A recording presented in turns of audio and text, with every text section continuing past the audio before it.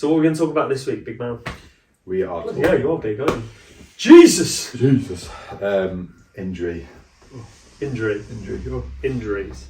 More specifically, we've kind of anticipated this might be quite a good and lengthy topic, so we've split it up, or we're going to try and split it up into... This episode is injury, what to do while you're injured, and the mental side of things when you are injured. Yeah. And then we're going to do another episode next week about coming out of injury and the pressures coming out of injury. Yeah. So it's kind of in two sections, I suppose. So, should we start with, have you ever had a big injury because of sport? I've had a few. Yeah. Have you? Yeah. What have you had? What's your worst? So, talk me through it. The ones that sound the worst. I had a shattered collarbone, which is now metal plated. So that's the one that people are like, "Oh, that must have really hurt," but it didn't actually hurt that much. Yeah. It was minging because your collarbone's like keeps your shoulder girdle, which is your whole like complex in your shoulder, up like in the right place. Yeah. So it was a little bit like that. But other than that, it wasn't painful because it was shattered. It was completely like obliterated. So you can't feel the bones like scratching against each other. It's literally just like nice dust. So how long did that keep you out of the game for? Not long. It's weird. So, and this is why it wasn't that bad of an injury. It's because they metal plate it, and it's just however long a bone takes to heal. But there wasn't any ligament or anything. Yeah, it wasn't long. But I would say my worst injuries. I ruptured my MCL. Ooh. So there's a ligament. Anything to do with knees and like joints make you feel a bit queasy? Well, this one would make you feel queasy. Oh. So when people do their knees or their ankles, I feel proper rough. Yeah. So the ligament on the inside of my knee here had ruptured, which basically means completely snapped. Yeah. So my knee, like if that's my knee, so my knee would normally move like that. That's fully extended, that's flexed, right? There's nothing stopping my knee going that way. So for my knee to collapse in. So when it first happened, I was on crutches. I remember walking off the pitch on crutches, and I could feel I had my knee bent, but my leg was going out like this uncontrollably. Just waving left and right. Yeah. Nice. So I was sat in. I went to A&E, and then thank you NHS. Yeah. Beautiful thing. You're welcome. Clap for me at 8 o'clock. Yeah. Went there, got a knee splint, so it was right from my hip down to my ankle. So not very long. Just to stop my leg from, my knee from going in. And then I had a house party that evening. Yeah. And I was just like, I'm not fucking missing this house party.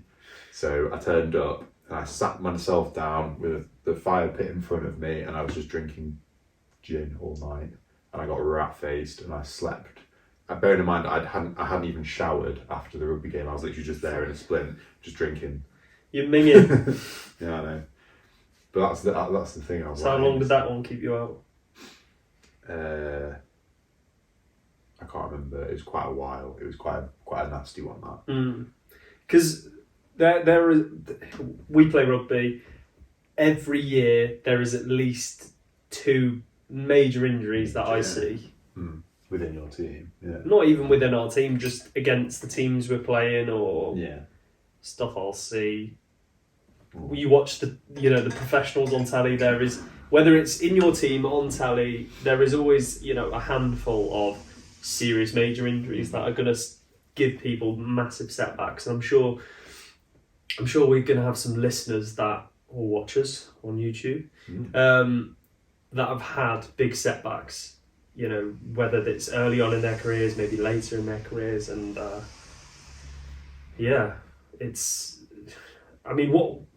let's say, because the most common I tend to see are knee injuries with rugby or ankle injuries, and that's why I said they make me feel a bit queasy. But I think part of this podcast that we wanted to get across was, what can people be doing when they have injuries like that? So you as the sporting man, what can people do if they have like a lower body injury? What should people be focusing on? Yeah.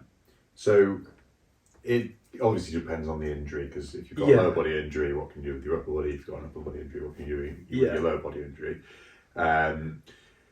So it's just conditioning. A lot of it is off feet conditioning. Well, so like, that's just trying to keep fit. Yeah, so just trying to keep as fit as you can. Look, don't get me wrong, you're never going to be able to maintain the fitness that you've got. Yeah. But because you're just not able to run and do the capacity that you can when you're fully fit. It's just never going to happen. However, you've got to do everything you're able to do. Mm-hmm. So say you've got a lower body injury, depending on how severe it is and where it is, get on a ski erg. Ski erg is just a vertical rowing machine. It's two independent things and you're skiing essentially. How'd you do?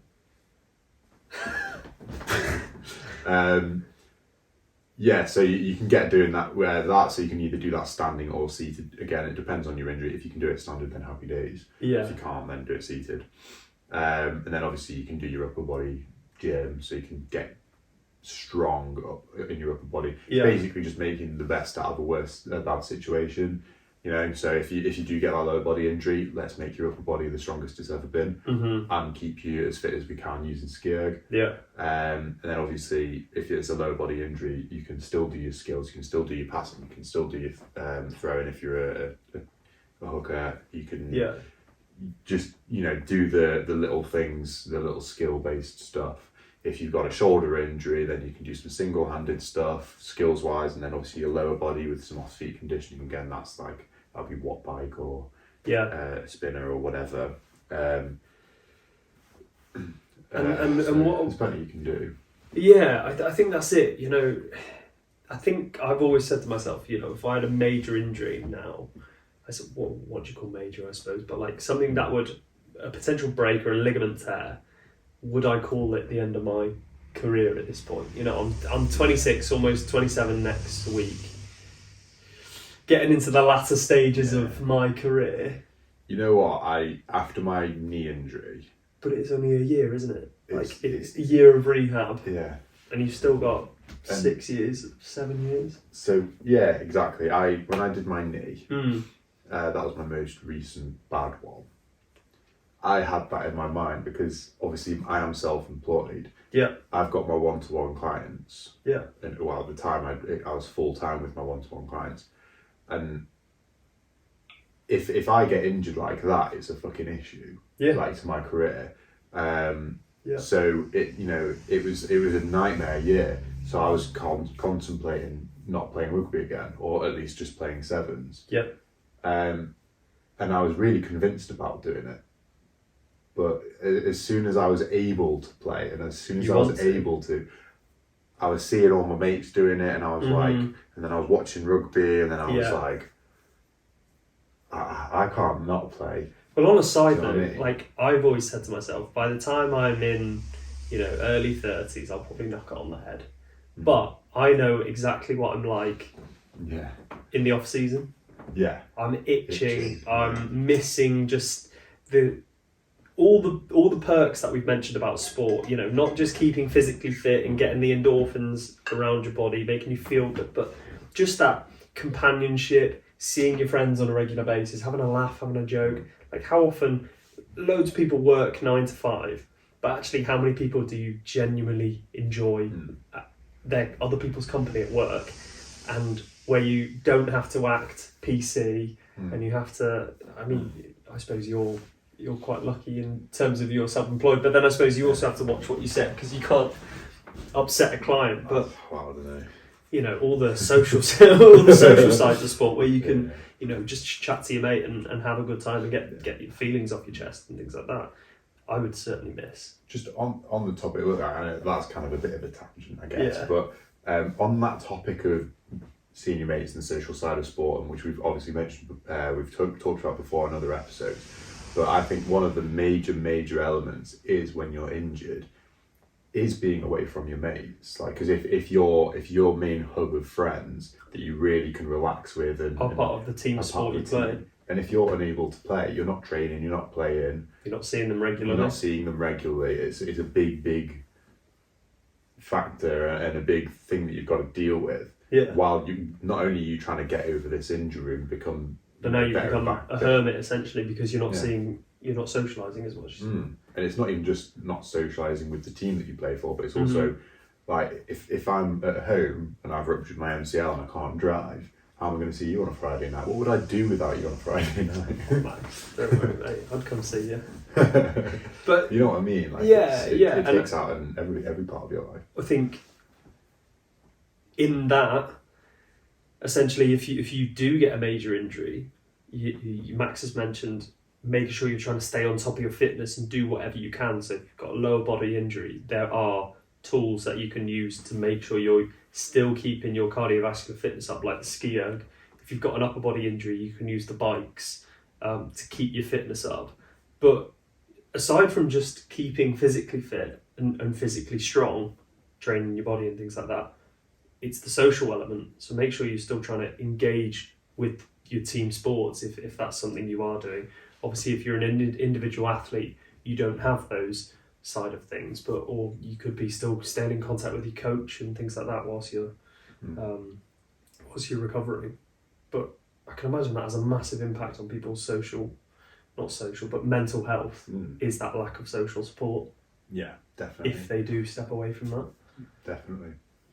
What did you do when you did your knee? Did you? I had a rough time. Not even necessarily mentally, in terms of my mental side of things. That would be mentally. It would be mentally. not even necessarily, but just the day-to-day struggle of just trying to, because obviously being self-employed, it was just a nightmare.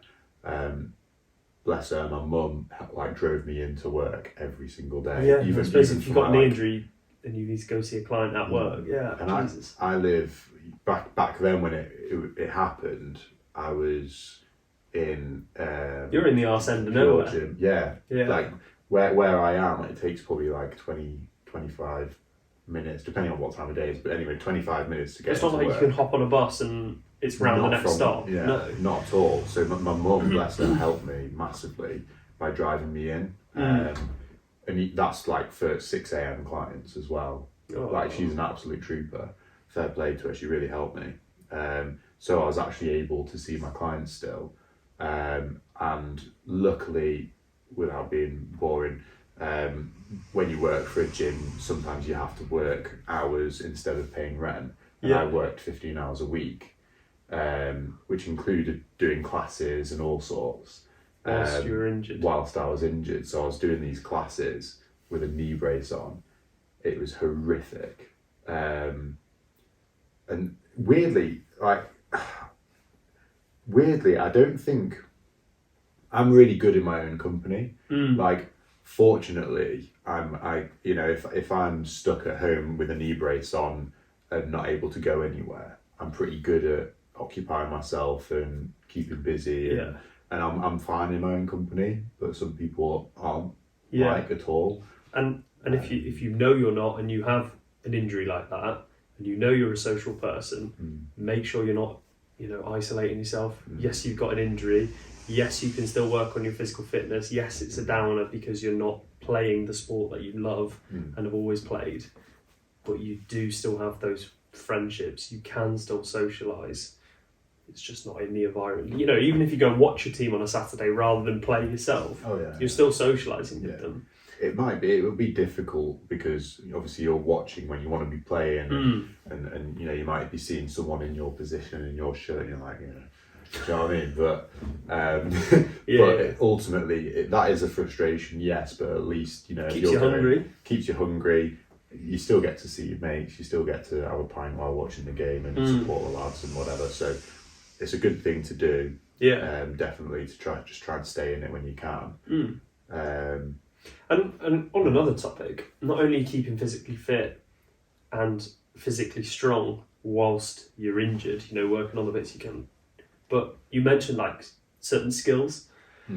So obviously if you've got a lower body injury, you can't exactly kick a ball or work on your sprinting speeds and things like that, but you can do some video analysis. You could watch how the professionals play your sport and how to improve in that aspect, so that when you come back and you are fully fit, you know exactly what you can be doing. Or you could be researching rehab tools to make sure that you are recovering quicker than you're expected to. So there are, every cloud has a silver lining, and you've just got to look for that silver cloud. Yeah. Because you can just sit there and you can think this is the worst thing ever. Or you can pick yourself up and say it's a shit situation and I'm going to make the best of a shit situation.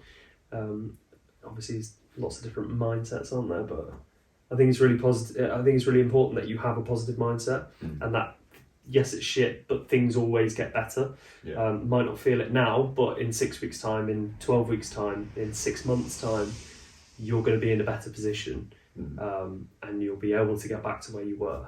And actually, in reality, 6 months or a year is not as long as it seems. No, definitely. Like even my longest injuries that I've been out for, it feels like forever at the time. Yeah. But looking back on it, like looking back on my knee or looking back on my shoulder, I might have missed half a season, or if it was, I was, some people aren't quite as lucky and they might miss out a year and a whole season. But I can't remember really that period. I remember it happening, and I remember hobbling around a little bit, but I don't remember like missing a whole season. You know what I mean, or half a season. To me, it's like COVID. COVID at the time felt like it dragged for ages, and it did. Now it feels like it's gone. It feels like it's gone, and I can remember times playing rugby before COVID, and it feels like I've not really been off, even though we had 18 months where you're not playing rugby, you're not playing any games. But I wouldn't say my games got any worse because of it. It might have, immediately after, but you're working on certain things. You're still chucking a ball around with your friends. You might not be playing the game, but in essence, that's almost a similarity because you're not able to play the sport that you love, but there are ways around it. And sometimes having that time off creates that hunger for it again. Yeah. Because sometimes we were chatting about something separate off camera, but we were talking about, if you have a little bit of time off, or even if it's quite a long time off, you can grow real hunger for getting back into it and performing the best you've ever performed. And sometimes having a bit of time off can, if you're playing week in, week out, reignite a flame. Because if you're playing week in, week out, it's quite difficult to maintain that motivation and keep wanting to get better. And sometimes, having that injury, yes, it sucks, but also it's also going to help you, you got to pull a string back to fire an arrow forward. It can reignite that flame to play the best. I like that analogy. It's nice. Yeah. That's probably. You've stolen that before, have you? Oh yeah, so that is a thing. You got to pull back the arrow to fire it. Yeah. The further you pull it back, the further it goes. Yeah, something like that. Someone will call me out for being like, that's not how you say that. But it's so true. The times when I've not been able to play, by the time I come back, I am raring to go. Yeah. And every week, during the season, rugby is a long season because you start in June because everyone wants to get a pre-season under their belt, so they're raring to go. Yeah. And come April, you've given up 3 days a week every week, and some people relish it and they love that. But actually, if you could chuck in a week off every now and then, I'm really wanting that week off at the time, and then when that Saturday comes around and we've got the week off, I'm like, oh, I wish I was playing rugby today. Come the next week, come the next week, I'm raring to go again, and I've only had a week off. Yeah. So, I think injuries are a difficult one, aren't they? Yeah. Because inevitably we're all going to come up against a situation where we have an injury, whether it's a serious injury that sets you back, 6 months or even longer, or it's a trapped nerve in your shoulder and you're out for 2 weeks. Or I've got some plantar fasciitis at the moment, which is niggling, but that's set me back. But there are lots of different stuff you can do. I can still keep fit because my foot's hurting. I can use the ski erg and keep my heart rate going. I can still do upper body in the gym without impacting my feet. Sorry for talking about my feet. It's a sign of the times. Yeah. No, I think just to recap a little bit on things that you can do. Because obviously we spoke a lot about the mental side of things, which are obviously probably the biggest thing. But you know, things you can do, you know, physically is obviously it does depend on what injury you have. However, there's always something that you can do to make you stronger in other areas that you can work on while you're injured. And it just takes a little bit of research. It's not. It doesn't have to be anything too complicated. I mean, we'd be here for ages if I was to say, if you have this injury, you can do this exercise. Yeah, exactly. There's no point in me going through that, but you'd have to do a bit of research. But I can tell you now, no matter what injury you have, if you've got two knackered knees and you can't do anything with your lower body, you can do something with your upper body, or there's some exercise that you can do, which might need, again, a little bit of research from a professional, where you can still work on things that you'd be surprised how much you can work on with a knee injury or a hip injury or whatever. And I think you touched on it there as well. I know as part of a rugby team or a team sport, generally you're paying a membership or there's some money going into that club, which supply a physio, and they will give you tools to help you recover and strengthen and obviously get back to your playing self quicker. Now, if you're doing an individual sport and you're self-funding that sort of thing, getting the help of a physio or a PT or going through the NHS to get their services will enhance your recovery. Yes, it might be a short-term payout, but actually in the long term, you're getting back quicker and you're getting back to the thing you love. So, go on. Sorry. Go on. Don't say sorry, Max. I apologise for kind of butting in, but I forget things really quickly. But one really good bit of advice, which I recommend for anyone at any level of sport, if you get injured, you go through the NHS, always mention when you go in, say that you are a sports player, you're an athlete, you don't have to specify what level or anything like that, but just say, I'm a rugby player or I am a football player. If you get paid, if you're lucky enough to get paid to play, mention that, because they will give you someone who is a sports specialist or who deals with sport, and they can kind of give you that little bit of extra in-depth knowledge, because obviously the NHS is designed for you to just be able to get back to day-to-day life. It's not for you to get back to sport per se, but if you mention that you play sport, and you know, if you do get paid, say, you know, I get paid to play this sport, then you know that they will, you know, sometimes they do help you out with that kind of thing, because that happened with me and it really helped. The physio was very good and he was a sports specialist. Cool. So that's a good bit of advice for you. There you are. Top tips from Max. Should we round off there? I think so. I think so. Have a nice Friday evening, guys. Take care. We'll be back next week for more injury-related discussions. Wonderful. And I'll sign off with the Arrivederci.